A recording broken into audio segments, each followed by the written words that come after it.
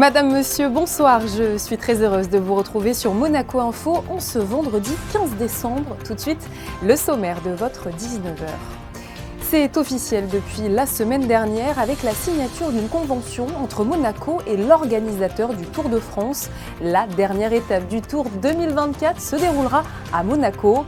Mais alors comment la principauté va-t-elle s'organiser pour accueillir cet événement sportif très populaire ? La réponse avec notre invité Christian Tornator. Le village des sports de Monaco vient tout juste d'ouvrir ses portes et sera accessible jusqu'au 7 janvier 2024. Découverte dans quelques instants des installations phares à retrouver sur le port Hercule. World Rugby l'a annoncé aujourd'hui. Le tournoi de repêchage de rugby à 7 pour les JO de Paris 2024 aura lieu à Monaco du 21 au 23 juin. Sébastien Gattuso, le président de la Fédération monégasque de rugby, va nous en dire plus dans ce journal. Noël, c'est dans 10 jours et quoi de mieux pour décorer sa maison que les fameuses couronnes de Noël. Un atelier de création a été proposé cette semaine par la mairie de Monaco. L'occasion pour les enfants de faire leur propre fabrication éco-responsable. Ne ratez pas également dans ce journal une immersion totale au cœur du spectacle de danse inclusive qui a eu lieu hier soir dans le cadre du Monaco Dance Forum. Un moment de partage, vous allez le voir, entre danseurs avec et sans handicap. Et pour finir, coup de projecteur ce soir sur Cristal Esthétique grâce à votre chronique, ceux qui font Monaco. Et à l'heure où nous vous parlons, le maire de Monaco, Georges Marsan, est toujours en garde à vue. Cette dernière, qui dure depuis jeudi matin, a été prolongée jusqu'à ce samedi matin. Le procureur général de Monaco n'a pour le moment pas révélé les faits qui sont reprochés à M. Marsan. La justice a cependant confirmé que des opérations étaient actuellement en cours. La dernière apparition publique du maire de Monaco était ce mercredi soir lors de la vente caritative de sapins organisée par Action Innocence. C'était à l'hôtel de Paris. Le 21 juillet 2024, je vous le disais en titre, le peloton du Tour de France s'élancera depuis la Principauté pour une course contre la montre en traversant Beau-Soleil, La Turbie, Èze et Villefranche et jusqu'à Nice où la ligne d'arrivée sera positionnée sur la place Masséna. Avec déjà un Grand Prix historique, un e-prix et un Grand Prix de Formule 1, la venue du Tour de France ajoute aux équipes du gouvernement un nouveau défi logistique avec une telle manifestation sportive. Notre invité ce soir est Christian Tornator, le commissaire général de l'étape du Tour de France à Monaco. Bonsoir. Bonsoir Julia. Alors première question, concrètement, comment Monaco se met en ordre de marche pour accueillir cette dernière étape du Tour de France ? Eh bien j'ai été nommé d'abord commissaire général de la manifestation qui se déroulera le 21 juillet prochain. Et j'ai été chargé également de réunir plusieurs cellules thématiques afin de préparer ce travail avec tous les services de l'État monégasque, donc qui vont m'aider à réaliser cette manifestation de la manière la plus parfaite possible. Ça n'est pas un club sportif qui organise, c'est l'État lui-même qui organise. Donc voilà, je suis chargé de cela. J'ai d'ailleurs 2 réunions dans l'après-midi qui suivent cette interview pour préciser certains points et puis pour avancer sur le programme parce que on a commencé il y a déjà 2 mois et on terminera pratiquement la veille. C'est en fait la veille puisque le 20 juillet, le Tour de France sera présent au travers du village qui sera installé à partir de 18h sur le calvaire premier. Mais ça, on va y revenir. Vous l'avez dit, cet événement nécessite une grande organisation. Justement, est-ce que vous allez faire un appel à volontaires, un appel à candidature pour recruter de potentiels bénévoles ? Effectivement, il y a une cellule thématique qui regroupe donc les bénévoles, dont s'occupe Madame Bertrand, et qui se chargera au mois de février de faire cet appel pour la centaine de bénévoles qui sera indispensable au bon fonctionnement de la manifestation, puisque ces bénévoles seront essentiellement chargés de faire traverser le parcours qui va couper la Principauté en 2. Donc il y aura forcément des traversées à certains endroits pour faciliter le cheminement des piétons qui devront aller de la partie amont à la partie aval de la Principauté. Justement, vous faites la transition parfaite pour ma prochaine question. Est-ce que Monaco va être entièrement fermé à la circulation pour assurer la sécurité de ce tour ? Voilà, comment ça va se passer pour les Monégasques ? Alors, le départ de cette dernière étape du Tour de France, qui est un contre-la-montre, se déroulera sur la ligne de départ du Grand Prix. C'est pas un hasard. Ensuite, les concurrents prendront l'avenue, le boulevard Albert Ier, bien entendu, l'avenue Kennedy, le boulevard Louis II, l'avenue Princesse Grace, demi-tour à la hauteur de la fontaine Joséphine Baker, retour par l'avenue Princesse Grace pour monter l'avenue des Spélugues, place du Casino, les Boulingrins, le boulevard du Moulin traversé, la montée du boulevard l'avenue Saint-Michel, la rue des Iris, la Crémaillère, pour retrouver le territoire français à Beau-Soleil au niveau de l'avenue Camille Blanc. Donc si vous imaginez ça sur une carte, vous vous rendez compte qu'il y a deux traversées majeures des boulevards des Moulins et du boulevard Princesse Charlotte qui font que la ville est coupée en fait en deux. Pour traverser Monaco ce jour-là, il faudra prendre exclusivement le boulevard de l'Arboteau pour aller d'est en ouest ou d'ouest en est. Mais c'est pas que la principauté, c'est aussi toute la zone littorale parce que comme le parcours finit sur Nice en passant par la Turbie, la moyenne corniche et la grande corniche seront également coupées. Donc vous voyez, il n'y a pas que les résidents et les monégasques qui seront un petit peu gênés, mais en fait, toute la région va être difficile à gérer ce jour-là, mais l'autoroute reste libre et le boulevard du Larvouteau sera libre aussi. Donc je ne pense pas qu'il y ait de soucis particuliers pour ça. De plus, la compagnie des autobus de Monaco mettra des services particuliers en fonctionnement parce que les lignes habituelles seront interrompues forcément par ce découpage qui, comme je l'ai dit, coupe la principauté en deux. Donc il y aura toujours la possibilité de se déplacer également avec les bus de la compagnie des autobus de Monaco. Justement, par rapport à l'impact que cette dernière étape du Tour de France va avoir sur Monaco, est-ce que la principauté va être entièrement fermée à la circulation pour assurer au mieux la sécurité de ce tour ? Eh bien, il y a un plan de communication qui va être fait en accord avec ASO, qui est l'organisateur du Tour de France, pour favoriser l'utilisation de la voie ferroviaire plutôt que de la voie routière pour venir en principauté. Donc il y aura à peu près le même service que pour le Grand Prix de Monaco, où les fréquences de train seront augmentées pour un dimanche pour faciliter la venue des spectateurs. Mais ça ne veut pas dire que la ville sera fermée, absolument pas. Puisque tous les parkings qui sont dans la zone ouest de la principauté, du côté de Fontvieille, seront réservés justement aux spectateurs qui viendront en voiture. Il est même recommandé de venir à vélo si tant est que les gens s'estiment en forme pour venir jusqu'à Monaco et puis peut-être retourner à Nice pour voir l'arrivée des concurrents, des coureurs. Merci beaucoup à vous, Christian Tornator, pour toutes ces informations sur l'organisation de la dernière étape du Tour de France à Monaco. Merci et bonsoir Julia. C'était une tradition, mais pour la deuxième année consécutive, la patinoire sur le quai Albert Ier n'ouvrira pas ses portes. En revanche, après le village de Noël inauguré la semaine dernière, place au village des sports en Principauté. Il a été présenté à la presse juste avant son ouverture. Visite guidée justement avec Fabien Bonilla et Alban Gingembre. C'est une vaste zone d'activité ludique et sportive installée sur la darse sud du port Hercule. Il y en a pour tous les âges et tous les niveaux, que ce soit le parcours d'acrobranche, un pan d'escalade avec des itinéraires de couleurs représentant différentes voies, 3 parcours d'obstacles inspirés de l'émission Ninja Warrior, le petit ninja pour les enfants de 3 à 6 ans, le Ninja Kid pour les enfants de 6 à 12 ans et le Ninja Hero à partir de 12 ans. Sans oublier, et c'est une première en principauté, une tyrolienne. Le départ s'effectue depuis le plus haut plongeoir de la piscine avec une arrivée 180 mètres plus loin. Ce village des sports vient d'ouvrir ce vendredi après-midi. L'idée, c'était d'innover et de proposer des choses différentes cette année. Après les expériences patinoires, roller station et bien entendu le traditionnel village de Noël, là on s'est dit non, on ne va pas rester dans la tradition. Et comme avec le service des sports et des associations, on nous a demandé de réfléchir à ce projet, imaginez-vous bien que ça allait être un projet sportif. Et on s'est approprié cet espace pour proposer diverses activités et surtout quelque chose de très très nouveau à Monaco qui ne s'est jamais fait avec la tyrolienne.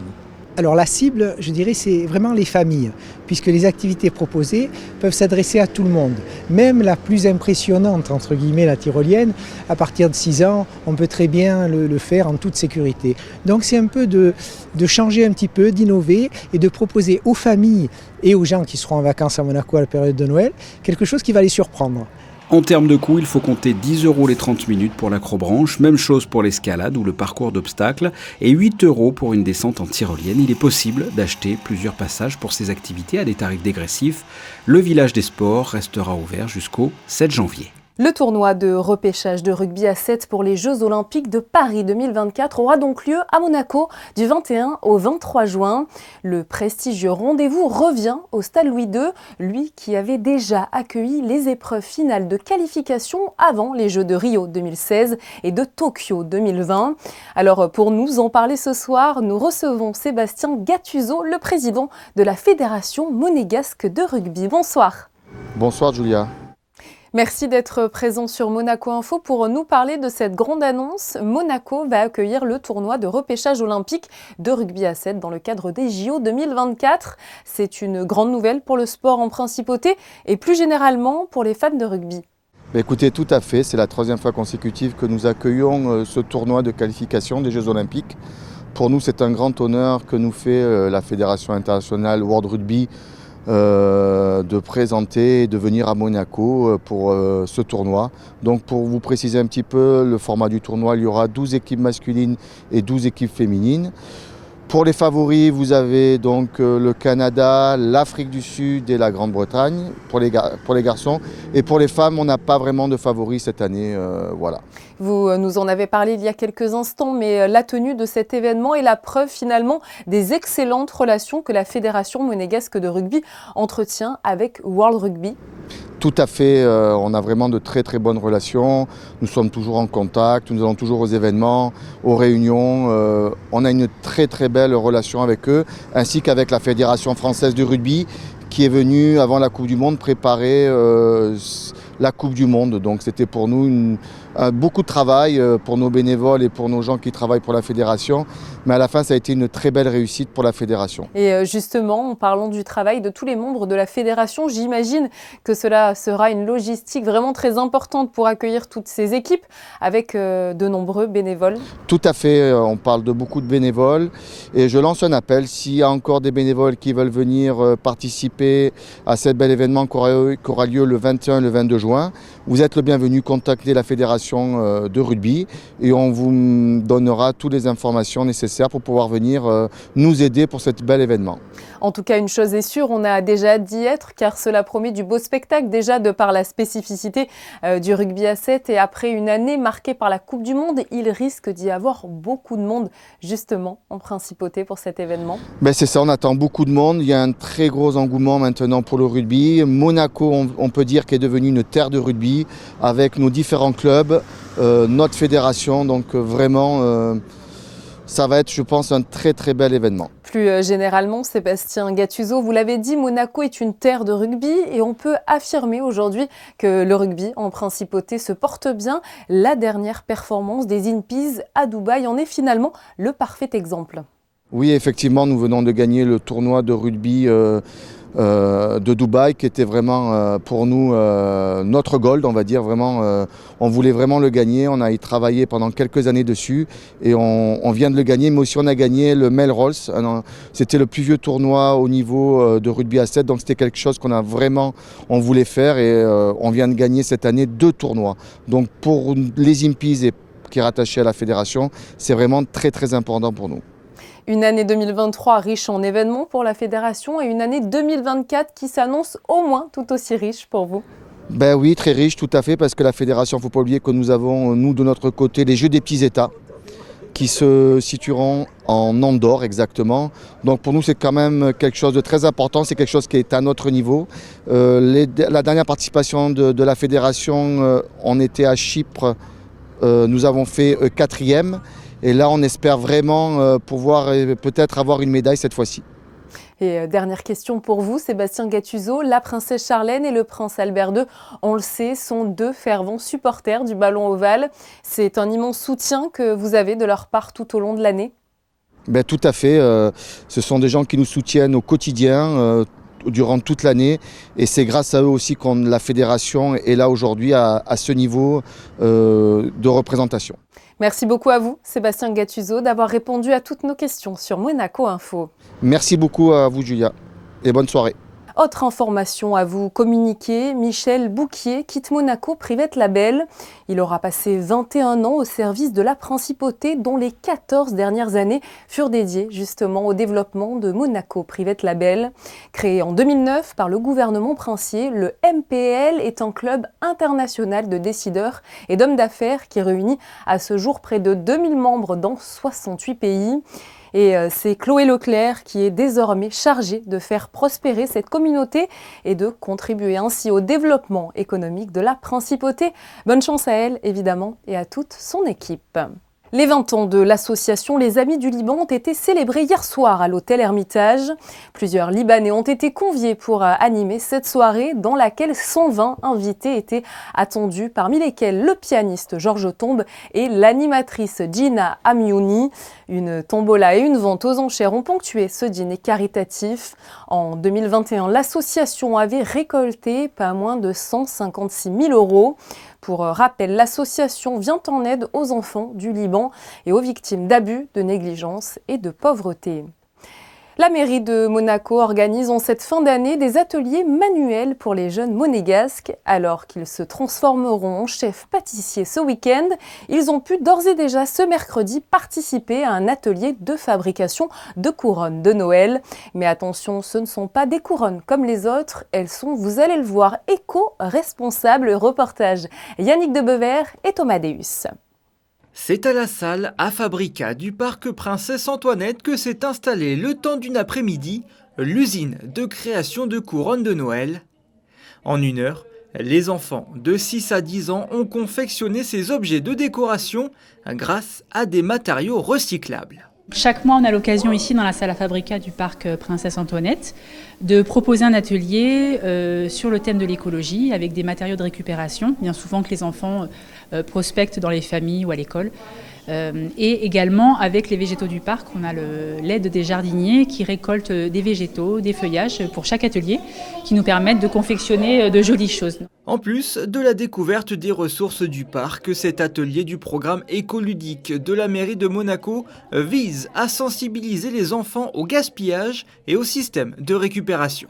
On leur apprend qu'avec de la récupération simple d'éléments de la maison, des choses qui les entourent, qu'on peut fabriquer des cadeaux et des choses utiles, par exemple un pot à crayon lors de la rentrée de septembre dernier. Donc déjà, c'est la sensibilisation des enfants, le côté ludique évidemment, puisqu'on est mercredi après-midi et qu'ils ont toujours plaisir de venir dans le parc, profiter de ces ateliers, de passer un moment sympathique. Le prochain atelier écoludique sera organisé à l'occasion de la Sainte Dévote avec la création de lanternes éco-responsables. Mais avant cela, le Père Noël sera sans doute heureux de voir à son arrivée en principauté toutes ces belles couronnes monégasques. Merry Christmas! En ce mois de décembre, les ballets de Monte-Carlo invitent le public à découvrir des danses contemporaines inventives. Hier soir, les compagnies 6e Sens et Décabel ont proposé un spectacle de danse inclusive. Une représentation émouvante réunissant des danseurs avec et sans handicap. José Sacré et Olivier Bonello vous font découvrir ce beau moment. Jeudi 14 décembre, un spectacle de danse inclusive a été présenté en ouverture du Monaco Dance Forum. En première partie, une création pour le festival avec la participation de l'association monégasque d'handicapés moteurs, Monaco Disease Power, l'AMAPI et Happy Hand. Sur scène, 7 danseurs amateurs en situation de handicap et 3 danseurs professionnels.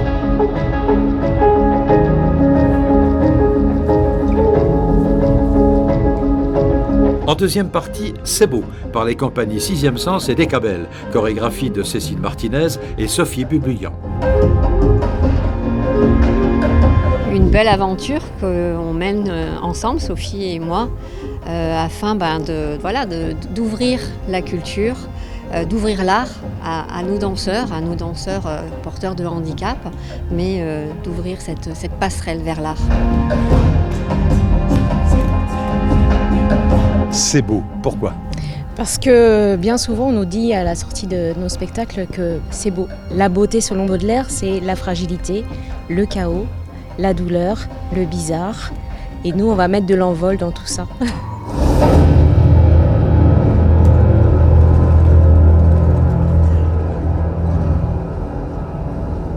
Un grand merci de nous avoir invités sur cet événement. Ça nous donne une vraie visibilité pour les compagnies inclusives.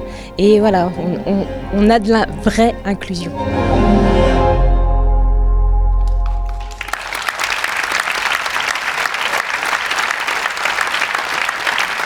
Les rencontres philosophiques de Monaco ont proposé ce jeudi 14 décembre une conférence intitulée « Avoir une voix ». Au théâtre Princesse Grâce, des psychologues ont abordé l'importance de la voix dans le développement des enfants et ce finalement tout au long de leur vie. Ils ont souligné que la voix est l'un des vecteurs de nos émotions et qu'il faut apprendre dès le plus jeune âge que chaque mot prononcé a une valeur. Prochain rendez-vous pour les amoureux de philosophie le mercredi 10 janvier 2024 avec des ateliers au CHPG, cette fois-ci, sur le thème de la grossesse et la maternité à l'ère des biotechnologies. Une nouvelle exposition à vous dévoiler pour poursuivre ce journal. Rivage graphique est proposé par l'AIAB jusqu'au 29 décembre. Sous la direction de Laurent Papillon, ce projet rend hommage au prince Régnier III dans le cadre des célébrations du centenaire de sa naissance. Le public pourra ainsi découvrir de nombreuses cartes marines illustrées par différents artistes en fonction de leur sensibilité. Une exposition à ne pas manquer donc au 10 quai Antoine Ier. On vous emmène à présent au concert du groupe Electrophase. C'était hier soir au Grimaldi Forum. Jazz électro, hip-hop, rap et R&B se sont mélangés tout au long de cette belle soirée. On écoute d'ailleurs un extrait d'Electrophase sur la scène des First Day Live Sessions.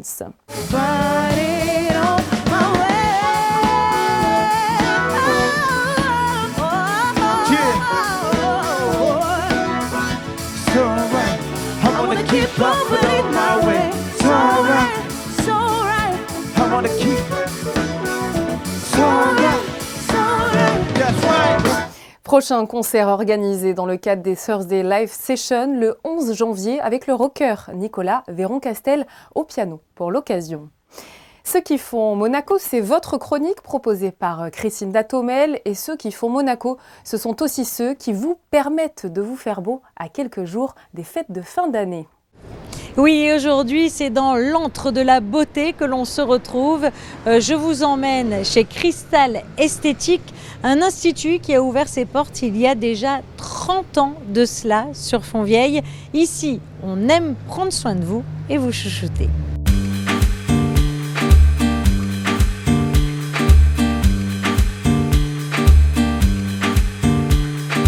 Ça date de 1993. Où ma fille a commencé à se mettre dans le bain immédiatement après ses petites études d'esthétique. Et je lui ai aidé un petit peu à lancer un petit peu la chose et elle compte quelquefois sur moi aussi un petit peu pour faire certaines choses, mais tout marche bien, tout va très bien. On a commencé dans un petit trou de, je crois, 30 mètres carrés, quelque chose comme ça, où nous étions déjà deux ou trois à travailler. Et ensuite, il y a une quinzaine d'années, elle s'est agrandie dans ce local et même un autre en face. Et elle se retrouve à la tête de 140 mètres carrés avec pas mal d'esthéticiennes et beaucoup de travail. L'accueil est aussi familial. On essaie toujours d'être très proche de nos clientes. Voilà. Alors, qu'est-ce que vous proposez justement à Cristal Esthétique ? De l'épilation, du modelage, des soins des mains, des pieds, du maquillage aussi, et beaucoup d'onglerie. On a une équipe qui est assez très homogène, très soudée, et tout le monde travaille très bien. Franchement, là, on est au top du top dans le personnel. Elles sont 5 et la patronne, Karine, qui travaille aussi, donc ça fait 6. Et on va peut-être avoir encore quelqu'un d'autre parce qu'on a un besoin urgent de prothésistes et autres choses. Voilà. Qu'est-ce qui se demande le plus ? Les ongles, les soins visage. Et puis l'été, à partir d'avril jusqu'à septembre, alors les mains, les pieds, voilà. Et la couleur, alors s'il y a une couleur qui marche le mieux, c'est laquelle? Ça dépend de la saison, hein, parce qu'il apparaît toujours des nouveautés dans les couleurs, et alors tout de suite, allez, on va essayer. À chacun sa couleur, à chacun sa saison. Surtout, n'oubliez pas de bien réserver quand vous venez chez Cristal Esthétique. L'Institut vous accueille du lundi au vendredi de 9h à 19h30 et le samedi de 9h à 14h. Après une journée idéale et ensoleillée en Principauté, quelles sont vos prévisions météo pour ce samedi 16 décembre? Bonsoir Vanessa Dessy. Bonsoir Julia, bonsoir à tous. Le ciel restera dégagé durant toute la journée, mais les températures seront de saison. Elles oscilleront de 8 à 13 degrés. Le soleil se lèvera à 7h56 et se couchera à 16h55 et nous fêterons les Alice. Allez, comme le veut la tradition, nous refermons ce journal en images et comme nous aimons les traditions sur Monaco Info, notre photographe Manuel Vitali s'est rendu il y a quelques instants au village de Noël. L'ambiance, les lumières, les chalets, tout y est. Il est l'heure pour moi de vous dire au revoir et de vous remercier évidemment comme toujours pour votre fidélité. Rendez-vous demain 19h pour un nouveau numéro de votre journal sur Monaco Info. Très bonne soirée à vous.